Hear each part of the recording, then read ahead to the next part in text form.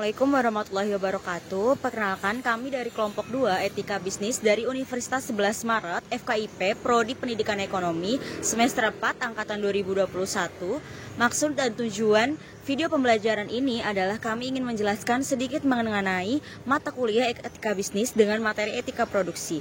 Sebelum membahas secara detail materi etika produksi, terlebih dahulu kita samakan persepsi awal tentang konsep etika bisnis.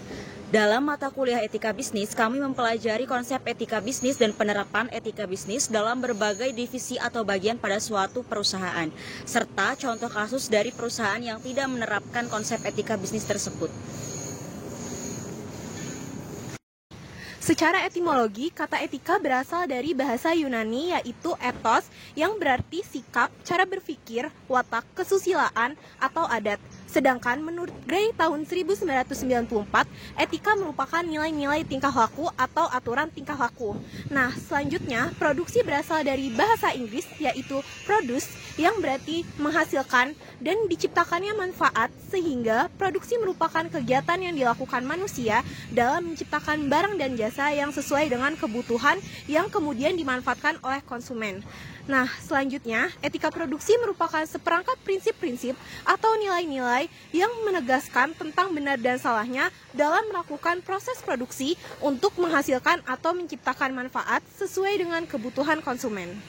Selanjutnya, etika produksi merujuk pada penerapan konsep etika dalam menjalankan proses produksi, dalam menjalankan bisnis pada suatu perusahaan, baik perusahaan jasa, perusahaan dagang, dan perusahaan manufaktur.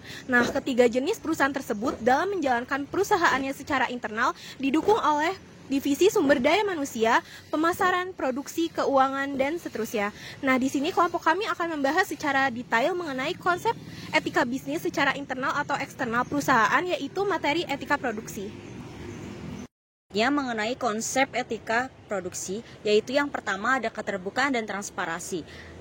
Hal ini yang merupakan perusahaan harus memberikan informasi yang jelas tentang praktik produksi sumber, bahan, metode manufaktur, dan dampak lingkungan yang terkait dengan produksi mereka. Yang kedua ada tanggung jawab sosial. Konsep tanggung jawab sosial menekankan bahwa perusahaan harus bertanggung jawab terhadap dampak sosial di masyarakat. Dan yang ketiga ada menghormati hak asasi manusia. Hal ini mencakup memastikan kondisi kerja yang aman dan manusiawi, menghindari eksploitasi pekerja, dan mempromosikan kebebasan asosiasi dan hak-hak lain yang mendasar. Juga terdapat standar ISO. ISO atau International Organization for Standardization merupakan federasi dunia dari kumpulan badan standar nasional. Para anggota yang tergabung dalam ISO berkolaborasi untuk mengembangkan dan mempromosikan standar internasional untuk hal tertentu. ISO 901 bertujuan untuk meningkatkan kualitas produksi dan peningkatan mutu. ISO 14001 bertujuan untuk peningkatan pola produksi berwawasan lingkungan dengan sasaran keselamatan kerja, kesehatan, dan lingkungan. ISO 22000 standar yang berhubungan dengan sistem tata kelola keamanan pangan. ISO 27001 Sistem Manajemen Keamanan Informasi. ISO TS 16949 Teknis Spesifikasi untuk Sistem Manajemen Mutu di Sektor Otomotif.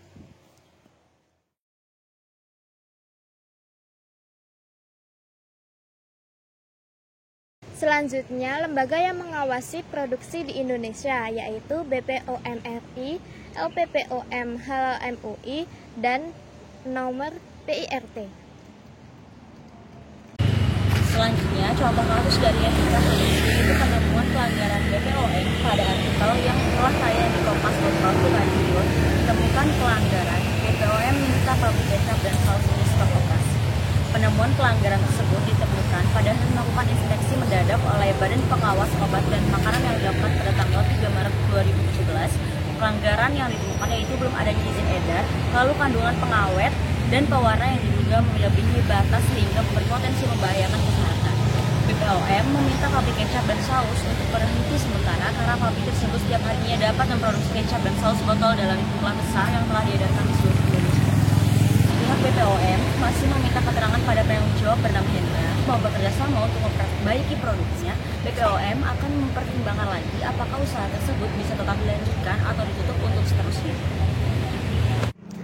Pada kasus tersebut telah dianalisis bahwa yang pertama pelanggaran dalam etika produksi, yaitu terdapat kandungan pengawet dan pewarna yang diduga melebihi batas sehingga berpotensi membahayakan kesehatan serta ketiadaan izin beredar. Yang kedua, dapat terjadinya risiko kesehatan di mana produk tersebut menggunakan bahan pengawet dan pewarna yang berlebihan atau tidak sesuai dengan standar yang dapat terjadi efek negatif terhadap tubuh manusia.